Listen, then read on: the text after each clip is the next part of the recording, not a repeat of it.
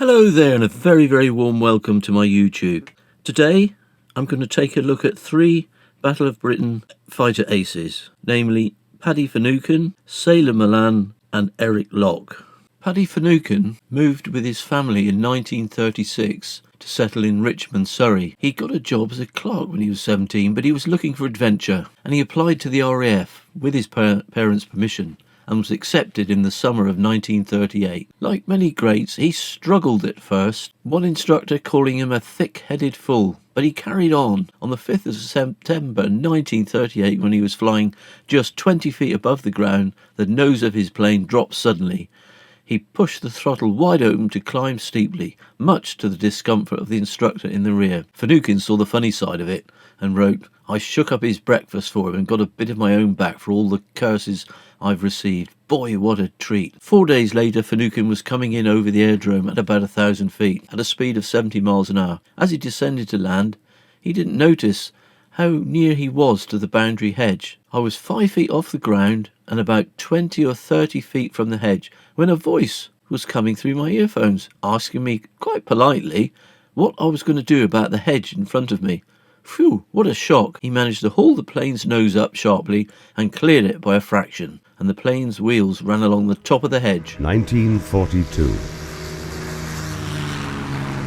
A 21-year-old Irishman is a living legend. With the shamrock emblazoned on the cockpit of his iconic Spitfire, he has flown through the Battle of Britain unscathed and into the hearts of an adoring and grateful British public, for whom he is a symbol of hope and pride.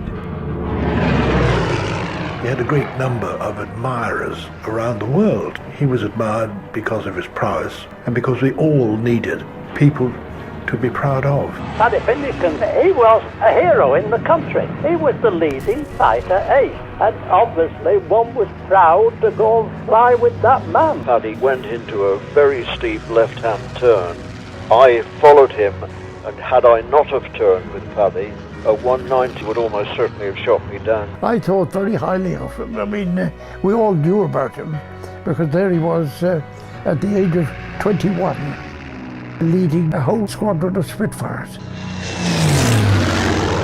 The second Battle of Britain pilot that I'm just taking a short look at is Sailor Malan. He was born in South Africa in 1910 and served in the Merchant Navy, which later earned him the nickname Sailor. He joined the RAF in 1935 and by 1939 was acting flight lieutenant of 74 Squadron. After serving in operations over Dunkirk in 1940 and the squadron took part in the Battle of Britain, Malan was given command of the squadron and led its members throughout one of the most challenging periods of the war. And a growing segment of British society was coming to believe that accepting terms with Germany was a more pragmatic solution. But in early summer of 1940 came news of a different kind, a little glimmer of hope.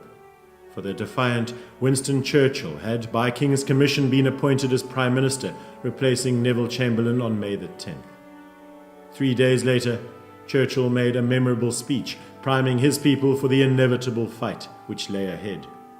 A speech best remembered for the declaration that he had nothing to offer but blood, toil, tears, and sweat. And so commenced a series of iconic war speeches between May and August that fateful British summer of 1940. Speeches which served to invigorate the British people and to provide them with a fresh sense of clarity, a new decisiveness. For the British people now knew that there would be no surrender, that they would fight on the beaches. That speech was June the 4th. And while Britain needed this morale from Churchill, they also needed pilots. Ongoing improvements in technology dictated that a good deal of any future war would need to be fought in the skies. And so for several years Britain had cast their net wide, recruiting talent from right across their mighty British Empire. One of these recruits was a young South African called Adolf Malan. He was to become a famous man. He had been born to a farm near Wellington in the Cape in 1910. And here he had grown up as a traditional plastician, a farm boy, resourceful, adaptive and independent. By age 10 he was an accomplished horseman and he drove the family car. He was growing up to be one of those impressive, hard-handed Afrikaner men whom Sir Arthur Conan Doyle had recently described as the most formidable people who ever crossed the path of Imperial Britain. And furthermore, Adolf Malan sported an adventurous spirit, opting at the age of just 13 to give up his schooling and to join the tough Maritime College at Simonstown Naval Base. And here he would grow up very quickly. By 1927, aged just 17, he had taken a position aboard the Sandown Castle, a ship on which he would sail around the world for the next 8 straight years. A rich experience which, despite his limited formal education, saw him develop a maturity and a worldliness well beyond his years. And in 1935, Malan's adventurous spirit again won over, this time accepting a short service commission with the British Royal Air Force, the RAF.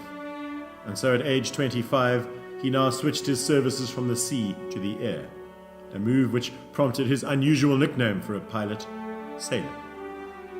Within just 2 short years, Sailor Malan had become an accomplished pilot, earning himself a promotion to pilot officer at the famous 74 Squadron, the Tigers.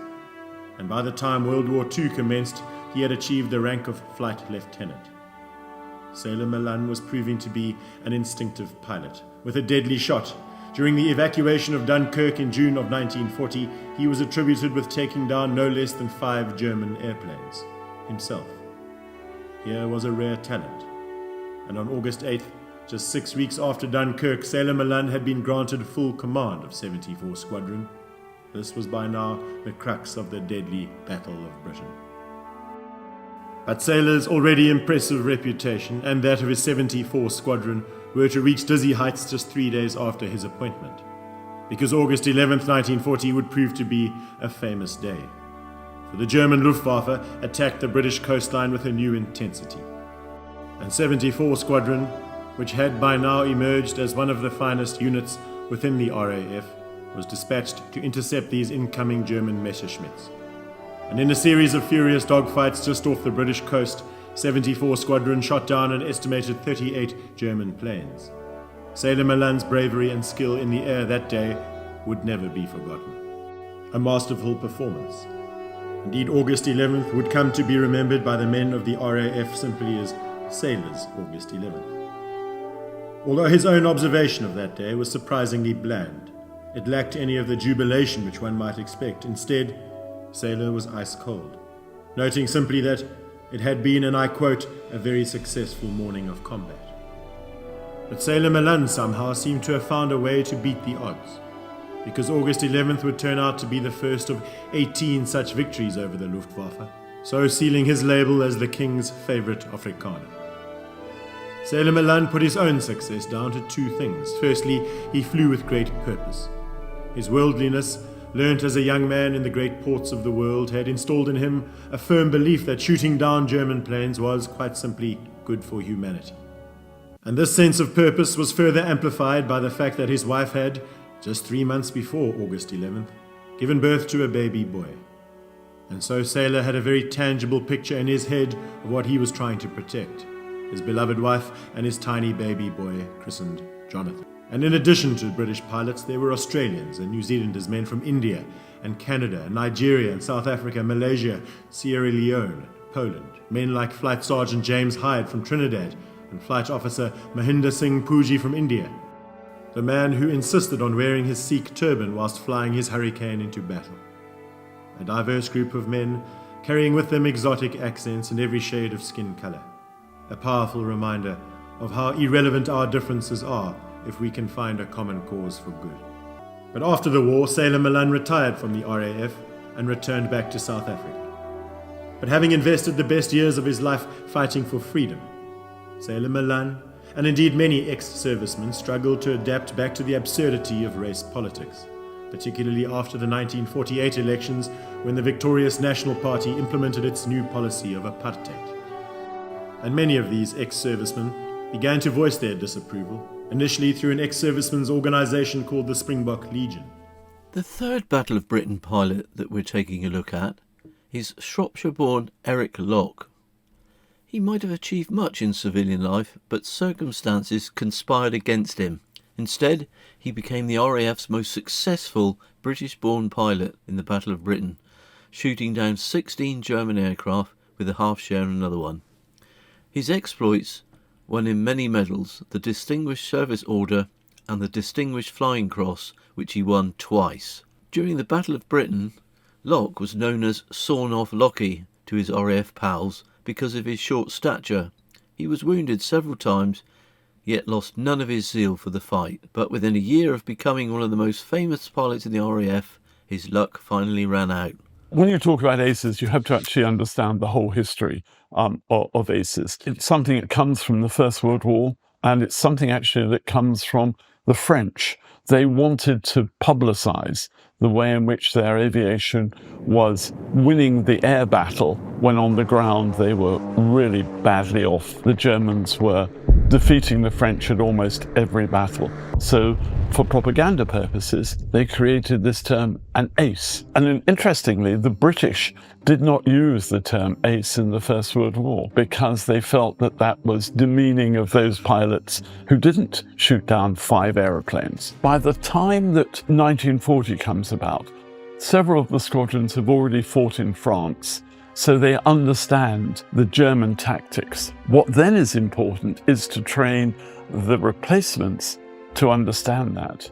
If you have regulars and reservists have a tendency to bring different views. They are coming across a way in which they are laterally thinking about problems. The problem the Royal Air Force Fighter Command had in 1940 was a lot of the squadron leaders had been in the Air Force for 10, 15, maybe even 20 years. They were very set in their approach on how they would do things. So they had standard attack formations. Number 1 attack, number 2 attack. It's all about how you position your aeroplanes. That's fine if you're only attacking a bomber stream. But what the planners hadn't really understood was that the Netherlands, Belgium, and particularly France would fall to the Germans. So therefore, there would be fighter bases close to the Channel. So instead of just fighting bombers, the Royal Air Force would have to fight fighters.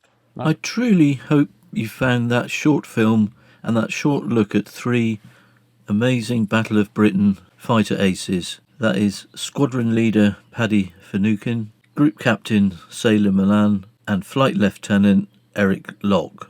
Of the 3, sadly only Group Captain Sailor Malan lived until the end of the war before he returned to South Africa. The other in the Second World War. Really appreciate you watching along and look forward to seeing you on the next one. Take the greatest of care. All the best for now. Cheers.